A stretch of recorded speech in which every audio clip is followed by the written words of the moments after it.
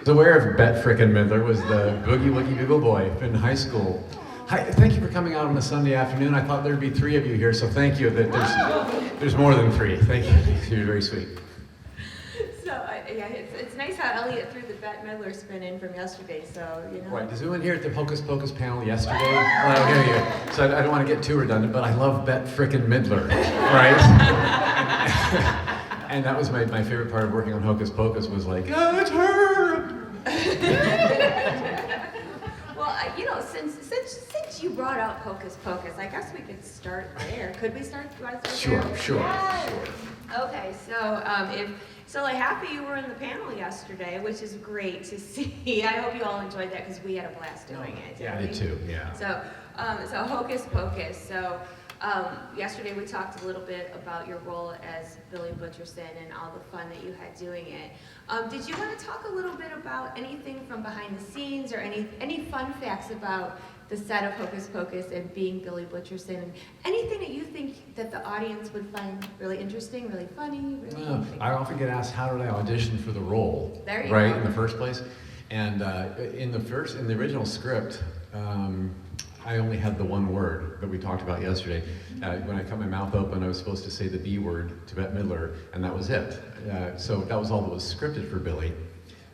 So I talked more. I wrote my own line to make that moment longer, and then then after that, I helped Danny get into the grave, and we have a couple more words. We wrote it as we went, but because there was nothing really written in the script, the audition was like, well, what are you going to do? So Kenny Ortega, our director, had a dance background, so he was very physical and very visual with his direction and what he wanted to see. So the auditions for Billy Butcherson were at a dance studio, not at a casting office.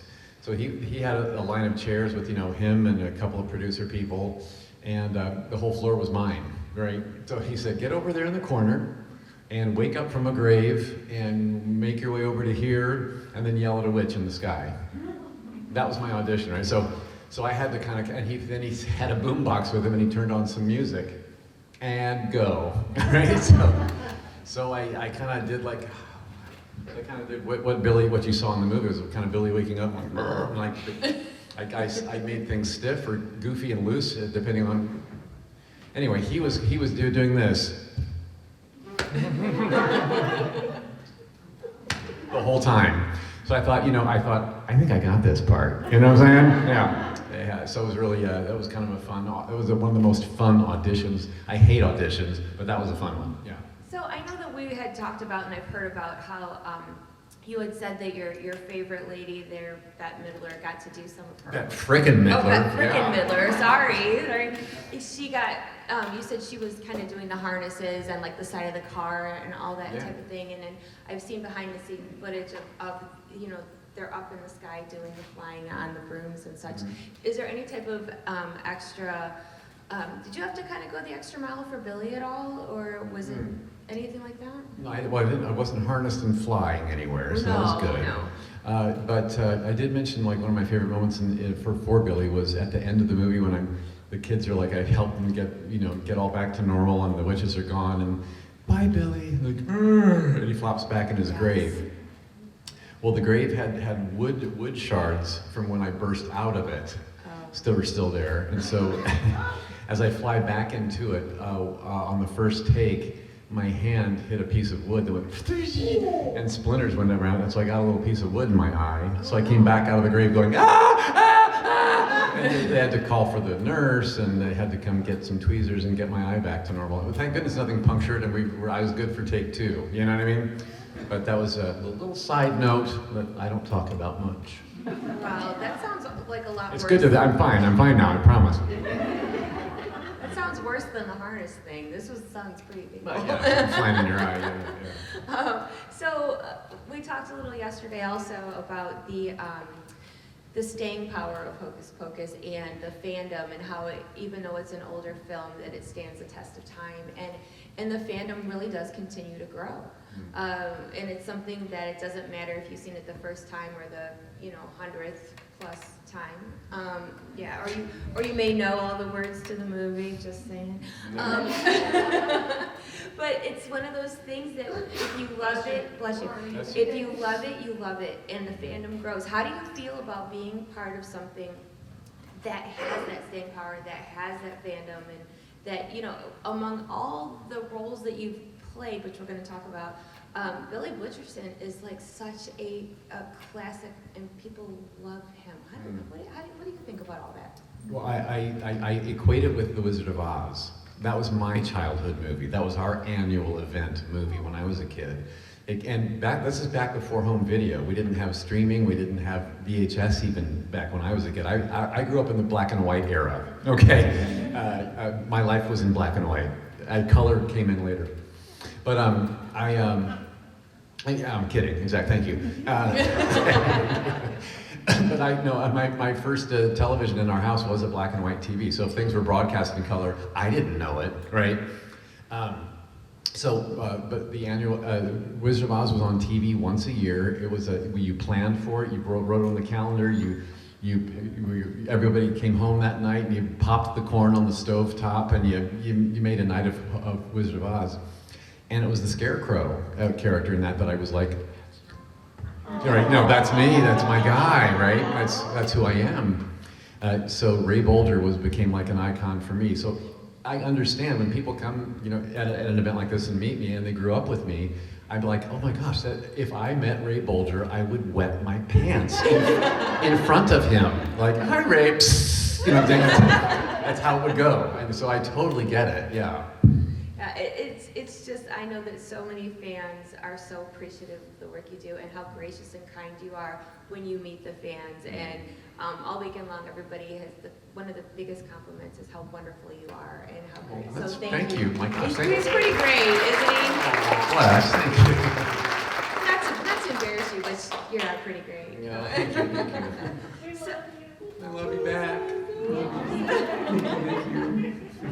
So, as a lot of you know, that he is like the master of different costumes in these roles that are so elaborate and amazing. Just for example, you know, Pan's Labyrinth. I mean, wow, a little bit scary, way scarier than Billy Butcherson, if you ask me. You know, Shape of Water. You were also the Silver Surfer. Do you want to talk a little bit about your other roles that you've done that have been quite? Sure. Well, you just mentioned a few there that are. I could do an hour on each one, but yeah, they all mean something very special to me. I often get asked, "What's the favorite character you've ever played?" Because people want to know your favorite, or the worst, or the best, or the most difficult, or the easiest, and I don't always have an answer for that because it's like every character I played has become like a child to me. You know, I have to fall in love with them to play them correctly. And that's even the bad guys. You know, you want to know him well enough that you understand his plight and his issues. Every character I play, I want him to have like those wants and needs and loves and fears and joys and whatever makes that character tick. Even if I'm growling and swiping at somebody, I want to know why, you know? So I have to understand him. So there's a certain love relationship I have with all the characters I've ever played. But I have, you know, but you ask a parent who's your favorite child, they really shouldn't answer that in public. But right, but you might have a favorite, you know. I don't know. So I have a few of the characters I've played have touched my heart and stayed there. You know, Billy of course is one of them. The Silver Surfer of course is one of them. You know, when you're asked to play an iconic comic book character like that, it's just like it's a huge responsibility because it comes with a fan base already built in. And you better get it right, or they'll tell you about it. You know what I mean? Tell you. Right. And that fandom comes with the Star Trek universe. Playing Saru on Star Trek Discovery, that comes with a fan base, and they're here. Yeah. So, and you better get it right. You know. So I respect that, and I love that there's you're like the country cousin being welcomed into a family until until you prove yourself. You know. And so great love. Abe Sapien in the Hellboy movies was another like near and dear to my heart. And you know, the whole ride I've been on with Guillermo del Toro, the director. A lot of the characters that you've mentioned are his and from his movies. So I've done 6 films with him. I met him on Mimic, back in 1997. And I think my career has been built by referrals. I don't often go into a casting office and say, I'm auditioning for this part. It's usually like someone at a creature effects shop has called ahead to say, we got the guy who can do this. Yeah. And the producer's like, well then, that's fine. That's kind of how my career grew, was by referrals. So in 1997, I was sitting at home unemployed one day, which is a common story for actors. And the phone rang and I said, hello. And it was somebody, a producer of some sort saying, hey, are you free for a night shoot tonight on a feature film? I'm like, let's see, I'm out of work. Yes, I'm free. So it was a creature shop that had referred me. Well, the backstory was, the movie was Mimic, if you remember that, with Mira Sorvino and Jeremy Northam, I think. They had filmed principal photography in Toronto, up in Canada, and they were now doing reshoots or pickup shots about 3 weeks before the movie was going to open in theaters. So they were doing some quick, like, we need a spot here in this scene, we need an image for that scene, so they're filling in some stuff that was missing. The tall, skinny Canadian guy that worked in Toronto and wore the bug suits. Now, the backstory to Mimic, for those who don't know, these cockroaches grew in the subway system of New York, which is not unheard of, and started mimicking humans. So from afar, you're not sure if you're looking at a guy in a trench coat or a giant insect. So that was the tall, skinny guy who played those characters in Canada, they were doing these pickup shots in Los Angeles. And so to get him down there would have been flying and hoteling and a per diem and a work permit and visa, whatever. So the tall, skinny Rolodex came out. Who do we know locally? Doug Jones, let's give him a call. So that's how that phone call happened. And so I went down to this location downtown LA. I was on the top of a 4-story brick building, looking over I was on the stage. I was like right kind of here with the it was so dangerous.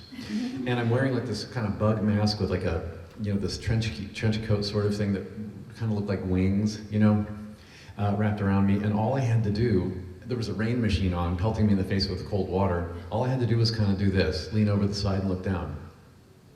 And apparently, this motion right here that I'm doing, they had a guy in, this is why I got the last minute call, because the guy who was in before me the day before couldn't do that. He was doing this, right? They were directing him like, no, the whole body, give the whole body thing. Oh, okay. So I get there and can you do it from the ankles? Well, yeah. Oh gosh, that's great, shoot it, right? So that was my first night, and that was all I did. And then I went home. Then they liked me. They called me back. I worked 2 more days on more Mimic, pickup shots. And the second day is when I met the director of the film, which was Guillermo del Toro. And and Guillermo, it was his first American feature film. He had a big name in Mexico by then. He'd done a lot of work down there with television and short films, and he created his own monsters for those projects too. So he sat down across from me at the lunch table my second day and said, "So, tell me everything you've been in before."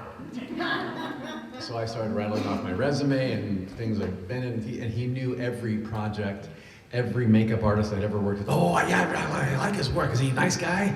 So we were having it was like I was talking to a 12-year-old fanboy who loved monsters, And it was not the typical director, and I knew, so that makes him so special. He's a fanboy first, and he makes movies that will just give him what he calls a geekgasm. So before that lunchtime was over, he said, "Do you have a card?" So I gave him this card I had with a goofy drawing of myself on it that I did myself. I'm not an artist, and my phone number was coming out of my mouth, so he's like, "Oh, that's great," and he put it in his wallet. That's 1997. 5 years later, it's 2002, and I've done some other work in the meantime, a lot of other things, and including Buffy the Vampire Slayer. I played the lead gentleman in the meantime, and oh gosh, I'd also done trying to think now. You know, the Time Machine, anybody? The remake of the Time Machine with Guy Pearce. I was the lead spy Morlock in that, and other stuff. Mystery Men and the Rocky and Bullwinkle movie. Random stuff. Yeah. So 2002 comes around. I get another one of those phone calls at home. Hello. And it was Steve Wang, a creature effects designer, who said, "Hey Doug, it's Steve. I've worked with him before. I've got a director here who says he knows you, and we're doing this new project, and your name came up." Well, what had happened earlier that day was Guillermo, at the Creature Shop, Spectral Motion, they had done a sculpture of this character for this movie, which is like what they call a maquette, a small scale version of what the character will look like in 3 dimensions. And they had it covered up, and they invited the director to come in and have a look at it to approve this design. It's okay. Don't you hate it when the doors are loud and the poor kid, he's all embarrassed. Bless his heart. So the director was Guillermo del Toro, and he's coming in. The movie was Hellboy, right? And they unveiled a sculpture of Abe Sapien. And rumor has it that Guillermo walked in, looked at this and fell to his knees and said, "I am so fat."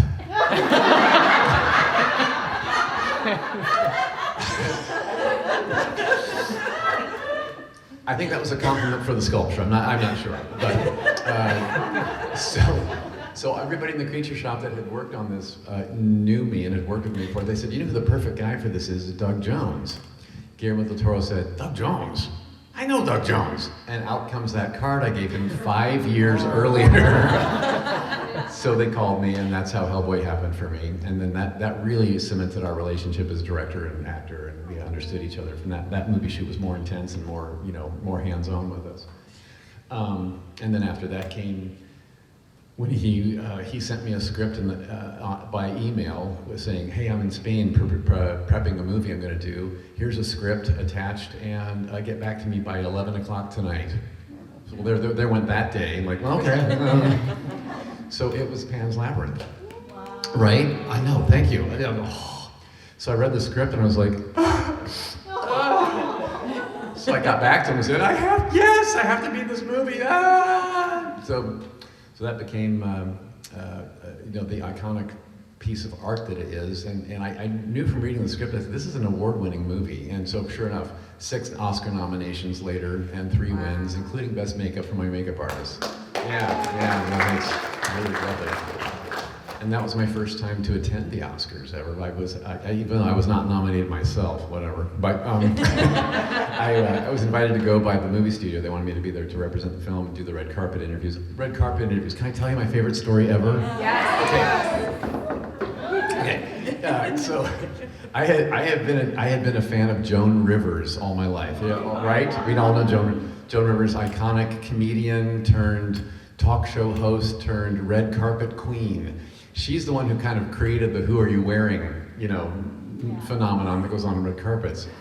So I thought to myself, if I ever get to the place where I'm interviewed by Joan Rivers on a red carpet, that's the mark that I've made it, right? Okay. Well, I'm at the Oscars in 2007. Sure enough, what? So, publicist John, I'm standing there, and publicist John, I've just finished an interview with Extra, the TV show. Nice to meet you guys, thanks. Mark McGrath was there, I was like, he's huge. Okay, so, big fan of yours, don't you meet you? Yeah, thank you. This goes, I'm like, yeah, and publicist John says, Joan Rivers would like to talk to you now. Again, like, So here's Joan Rivers, this tall, hair's done up. She's famous for having lots of work done, and she talked about it all the time, right? Yeah. So there she is, and I'm up close in person. I'd only seen her on TV before this. I'm like, I wanted to go tink tink tink, She was a wonder of science, And so anyway, she was so sweet. She's like, oh, it's a good thing we have a chance to talk. They were at a commercial break, so we weren't live yet. And her producer handed her some note cards of Pan's Labyrinth to look through to get her prepped up. So we're standing there, we're still not on the air yet, and she says, huh, how do you pronounce that? I said, oh, that's labyrinth. Labyrinth. Did you know that before the movie?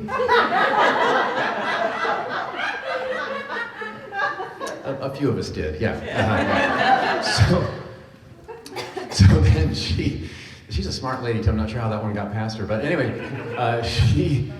so now we're going live. We're out, the cameras are back on, and we're back. And she did the introduction like we're talking to Doug Jones from Pants Lab, and she went through all the right questions of, asking me about Guillermo del Toro and the movie's success, and great. And then she's got an earpiece in, and her producers are off in the van somewhere going, ask him about the makeup, because her eyes kind of glazed over like, while she's listening to her earpiece, right? And she came back, yeah. And she said, so you've worn a lot of crazy makeups over the years. Have you ever had any problems with your skin, like, allergies, rashes, whatever? And I said, oh, Joan, thank heaven no, because, I've never had any kind of reactions, bad reactions to the latex foam rubber, the adhesives, removers, or silicone products. When I heard myself saying the words silicone products, I'm looking at a face stuffed full of them, right? So without having my edit button, thank you, enabled, I couldn't catch myself in time to say, well, you know what I mean.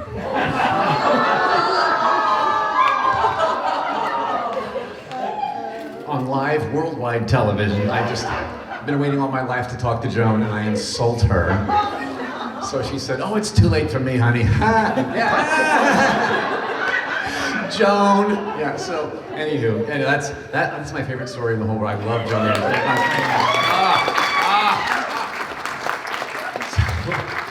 Anyway, that was Pan's Labyrinth we were talking about. So anyway, but yeah, I got to play the fawn character and the pale man in that, this guy, yeah, that's a whole other story about that. But then after that, I was one of Guillermo del Toro's ghost ladies in Crimson Peak. You saw that? I love that movie. It got some bad reviews, but it was really beautiful, beautiful. They advertised it as a Halloween scary haunted house story. It was really a gothic romance. So I think people were expecting one thing, got another. Anyway, but my favorite story from that. Okay, can I talk? I'm sorry. No, please do. I told you I could talk. I know. Yeah, go for it. So it's funny. There were 5 ghost ladies in the movie that showed up here, and there. I was 2 of them. The other 3 were Javier Botet, if you know him. He was the Mama ghost in Mama, and he's done several things since then. I think he was also in Scary Stories to Tell in the Dark. He was something in that, yeah. He's even taller than me and even skinnier than me. No, I know. Anyway, so it's two gentlemen he hired to play 5 ghost ladies. So I was thinking at the time, okay, I gotta sell the lady part here, I was the mother ghost in the beginning of the movie, which was this more black in color with scale, a charred, decayed skeletal with a black veil over me and a big dress with a corset. So the dress kind of helped sell that. Yeah, okay. I was floating down a hallway and I was like, and so okay. The other one was a stark naked red lady in a bathtub.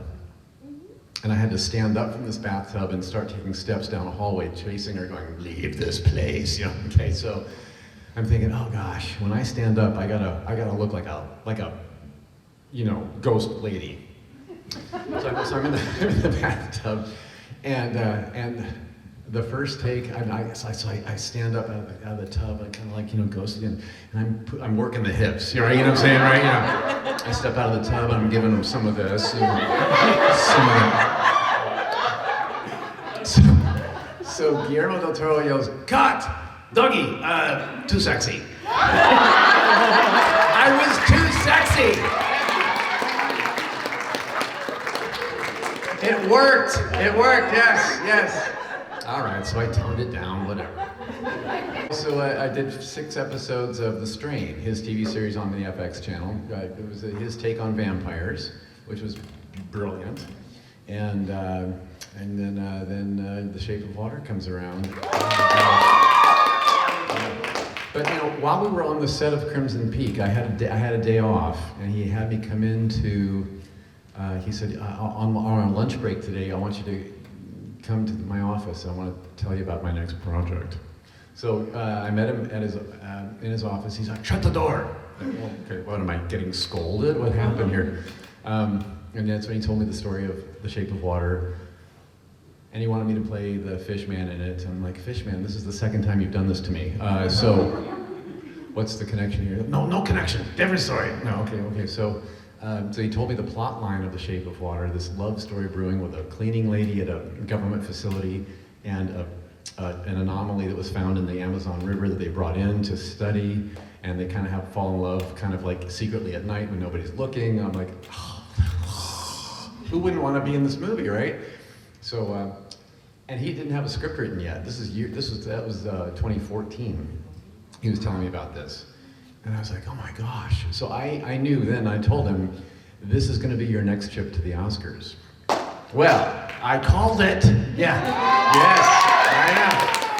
Yeah, there we were, early March 2018, we're on the carpet again at the Oscars. Joan was gone by then, she passed away, bless her soul. So I didn't get to talk to her again, curses. I wanted to make up for the last time, But yeah, 13 nominations and 4 wins, including Best Picture. So I was like, that's a night you'll never forget when you're standing on the stage at the Kodak Theater and you're looking out over the most famous faces in the world. They're right in front of you, and Guillermo del Toro is holding a gold statue, giving an acceptance speech, and you're kind of going. Like, how did a skinny kid from Indiana end up here? You know what I mean? Yeah. So, anywho, and I've been talking so long. Oh no. Okay, so back to you. No, it's been a long weekend. You're making my job a whole lot easier. And plus, you're fascinating to listen to. Can you guys listen to him tell stories for a really long time? Very good. Thank you. But I almost got a little burning in my nose, like I wanted to cry when you mentioned something about being on the stage and seeing that gold statue and being part of that. I mean, I can't even imagine something like that. And I know that because you got to do such amazing things, because I've gotten to talk to you a little bit, I mean, it's a humbling thing, and you can tell that you still appreciate every single bit of that. Gosh, yeah. And is there, other than that, is there any other shining moment besides Joan Rivers that is a favorite memory of yours, or where when you're older, you're like, that is one of the things that really stuck out and something that means so much to me? Oh yeah, gosh, all sorts of.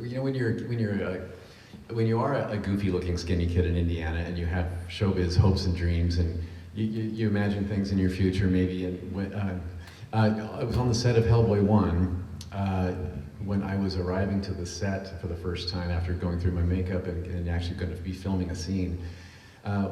We often have set chairs that we relax in while they're changing cameras or whatever.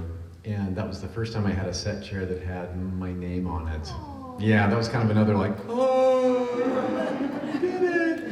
Yeah, so I never take that for granted, and I was able to keep it when the shoot was done. So I've got that as a treasured keepsake. It's the little things. It really is the little Isn't things, it, but though? that is a big thing. Yeah, it is. I don't know. But also just like, I guess, working with and meeting iconic, huge, famous people at events where you're a peer with them. I never expected that. And I still gush on anybody, I don't know, that I meet like that. It's just a huge blessing, though. It really, really is. Yeah, you're awesome. Yeah. Okay, so how about, before time gets away from us, because I know the Hocus Pocus panel time got away from us, so why don't we take some audience questions? I would love that, yes. Oh, there's lots of them. Oh, dear sakes alive. Okay, Star Trek. One quick question. I didn't need to ask you before, but as far as the makeups that you have to wear, do you get any input on like how your character looks, or do they just give you it and work with it? Oh, no. The best artists in the world have created things on me if I said, you know what I think we should do? that would be the wrong spice in that soup. You know what I'm saying? Yeah, but thank you. When I do have notes or requests, it's more about comfort and ease of movement, and can we tweak this so that I can do this instead of this, you know? Yeah. But thank you for asking. Let's say yes. Yeah. So I had a question about the creature from The Shape of Water. Was that like based on the creature from the Black Lagoon at all? Because they have very similar characteristics in design. Good question for those who couldn't hear. Maybe what was the Shape of Water creature based on the creature from the Black Lagoon? I wouldn't say based on, but I would say inspired by.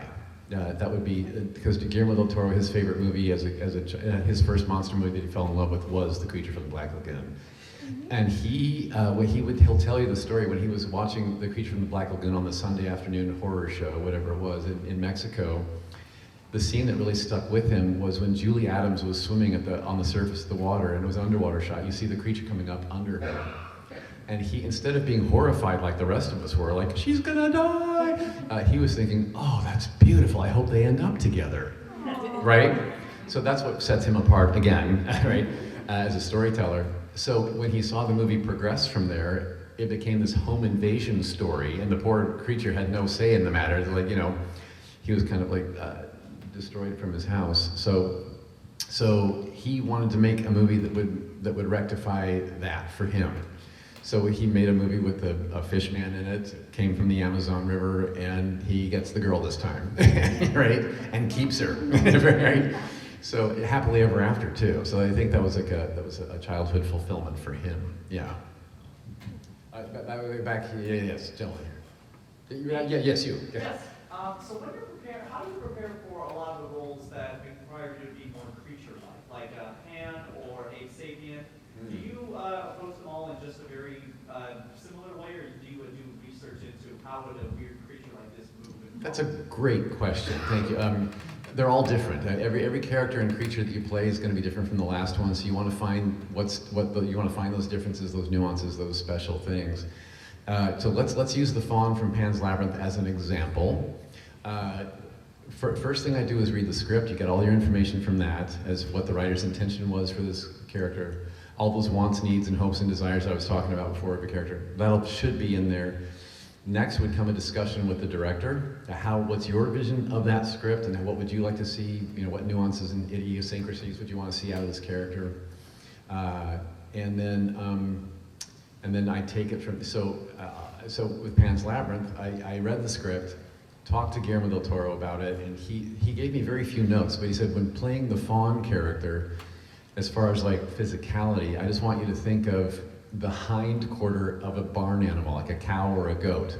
How do their hooves meet the ground? How do they shake off flies? Channel that. Okay, that's all the direction he gave me. So then I will take that, and I knew I was going to be up on stilts. As the fawn, I was about 7 feet tall, and my feet were at an angle like this, going clunk, clunk, clunk. So I was thinking, you know, that's going to be, I'm going to be up like in this. So I thought I better get strong in this position, you know. And I was working with an 11-year-old girl, Ivana Baquero, who was playing a 9-year-old, so she was a tiny. So the height difference was constantly, Dougie, can you? So I had to keep doing, you know, playing like this and like that. So that requires a position that we're not used to walking around in. Well, at least most of us aren't. Grocery shopping. So I tend to go. I have a 24-hour fitness that I'm a member of, and so at like 2 in the morning when all the classes are done and nobody's in the gym, I'll use their aerobics room, the dance floor, mirrors and everything, and I'll just kind of go, okay, it's just me in shorts and a t-shirt. Like where do we start with this? So the script might call for something, might call for running or jumping or crawling or going up a wall or flying or, you know, whatever. So I try to find that feeling and that look. So with the fawn, it was this that I wanted to get started. So I start walking around the room and you know, kind of gesturing, and of course that's when you realize that there's a glass wall into the weight room. And there's some buff guy doing this. So anyway, he could get over it. Okay. That's what I said. Oh my God, I got a movie to do. So then from there, the next step then, of course, is your fittings begin at the creature effects shop. And what they put on you, what they design for you, might change some things or inhibit some movement or enhance others. With the fawn character, for instance, the big ram horns that came out to here made a tilt of the head way more dramatic. My finger extensions were way more dramatic. So all that could be incorporated into finding his physicality. The other thing about the fawn too, it was another specific, I forgot this note too. He was aging backwards. So when you see the Pan's Labyrinth again, you'll notice in my introduction scene, I'm a bit more decrepit and more grayish in color. My eyes had more like softened cataract-y kind of looking contact lenses in, and one of my horns was sort of eaten away.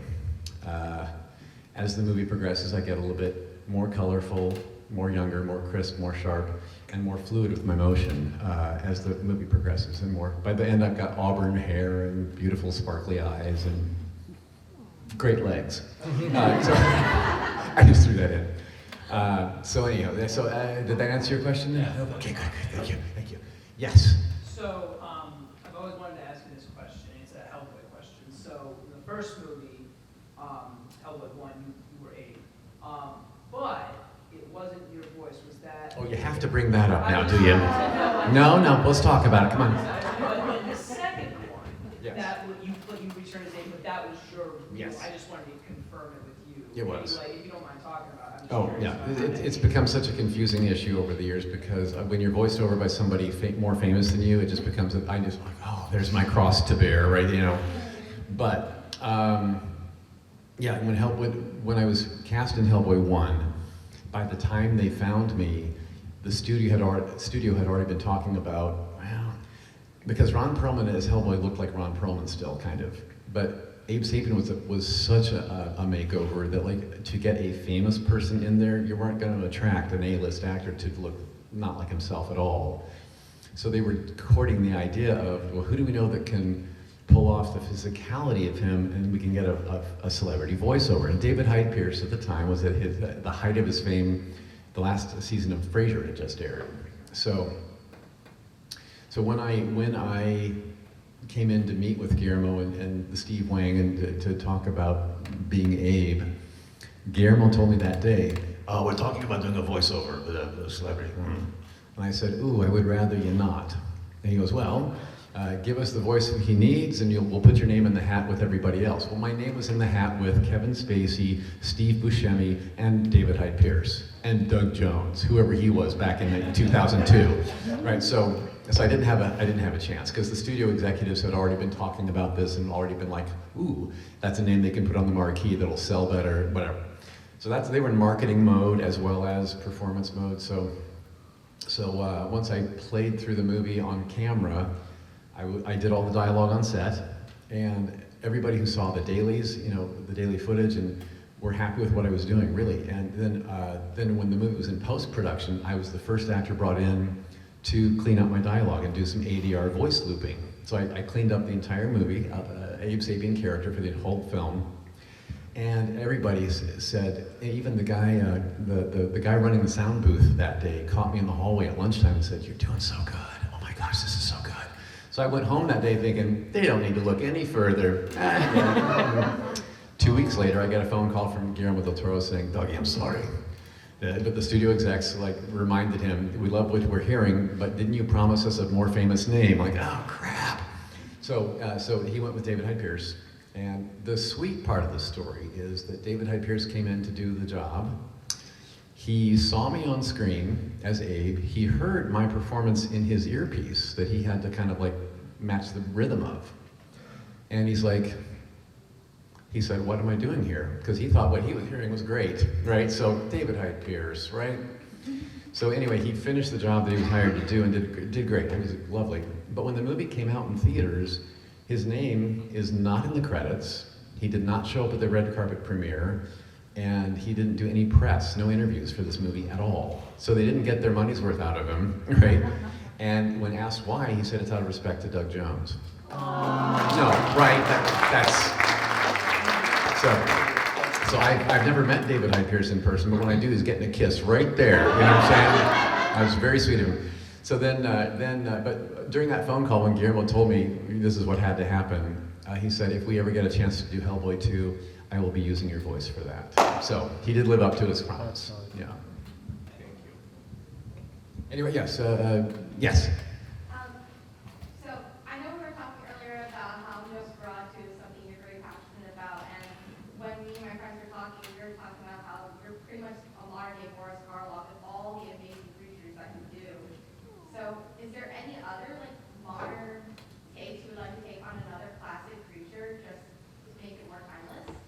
Right, it would have been the creature from the Black Lagoon, but having done Shape of Water, now it's like, well, I got that out of my system. I don't need to be in that much rubber ever again. But no, if you'd asked me this question like, 7 years ago, I'd have been like, yeah, the one left on my bucket list is Count Orlok in Nosferatu, So I've done that now. So those who don't know, we did a remake that's hopefully coming this coming year during the silent film's 100th anniversary year. It was made in 1922.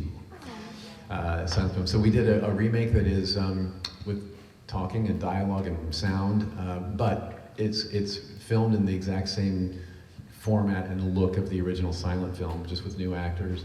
In fact, our director he created matte shots from the original film and put us on the green screen. So he plopped us into the original movie, basically. So I got to play in the same environment that Max Schreck did as Count Orlok.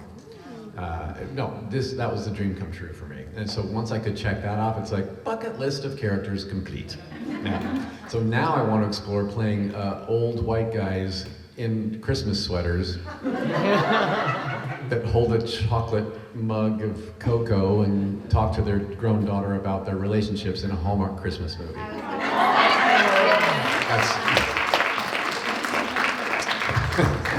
That'll be a bit of a page turner for my career, but yes, that's what I want. That's what I want.